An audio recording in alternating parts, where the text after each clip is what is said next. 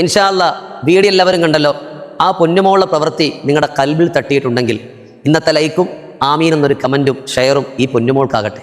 അള്ളാഹു നമ്മളെ സ്വീകരിക്കട്ടെ. ഈ പരിശുദ്ധമായ റമദാനിൽ ഒരു UKGയിൽ പഠിക്കുന്ന ഏകദേശം 5 വയസ്സ് മാത്രം പ്രായമുള്ള മകൾ, വീടോ മാതാപിതാക്കളോ സ്ഥലവോ ആ പൊന്നുമോളുടെ പേര് പോലും എനിക്കറിയില്ല, പക്ഷേ അവൾ നോമ്പുകാരിയാണ്. തൻ്റെ പ്രിയപ്പെട്ട സഹപാഠികളായ കൂട്ടുകാരെല്ലാം ഉച്ചഭക്ഷണം കഴിക്കുമ്പോഴും ആ മകൾ നോമ്പുകാരിയായി തന്നെ തുടർന്നു. അവൾക്ക് വേണേൽ ഭക്ഷണം കഴിക്കാമായിരുന്നു. നോമ്പ് പിടിക്കാൻ നിർബന്ധിക്കാൻ പോലും പ്രായമില്ല. 7 വയസ്സ് വേണം നോമ്പ് പിടിക്കാൻ നിർബന്ധിക്കാൻ.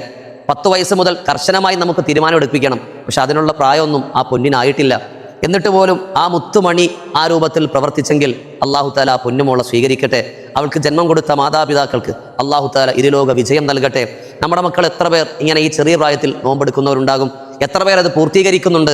അള്ളാഹു നമ്മുടെ മക്കളൊക്കെ ദീനിയായിട്ട് ജീവിക്കാനും വളരാനും തൗഫീക്ക് നൽകട്ടെ. പ്രായപൂർത്തിയായ ആരോഗ്യമുള്ള എത്രയോ പേരാണ് ഇക്കാലത്ത് നോമ്പെടുക്കാത്തവർ നമുക്കിടയിൽ. അവർക്കിടയിലാണ് ആ കുഞ്ഞു മകൾ അള്ളാഹുവിന് വേണ്ടി നോമ്പെടുക്കുന്നത്. ഇവിടെ നമ്മൾ മനസ്സിലാക്കേണ്ട മറ്റൊരു കാര്യം കൂടിയുണ്ട്. ഈ റമദാൻ ആരംഭിച്ചത് മുതൽ ഒരുപാട് പേരുടെ റീൽസ് കണ്ടു നോമ്പിനെ കളിയാക്കിക്കൊണ്ട്. അതായത് നോമ്പ് കാലത്ത് പകൽ ഭക്ഷണം കഴിക്കുന്ന ചില വീഡിയോസ്.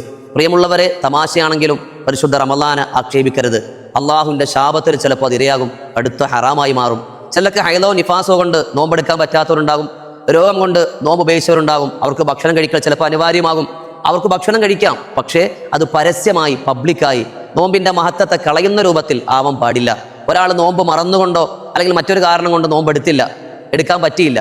അങ്ങനെയുള്ളവർ പകൽ സമയങ്ങൾ നോമ്പുകാരായി തന്നെ ഇരിക്കൽ നിർബന്ധമാണ്. ഞാൻ നിയത്ത് നോക്കാൻ മറന്നുപോയി, എനിക്ക് നോമ്പില്ലല്ലോ, അതുകൊണ്ട് എനിക്ക് ഭക്ഷണം കഴിക്കാൻ പാടില്ല.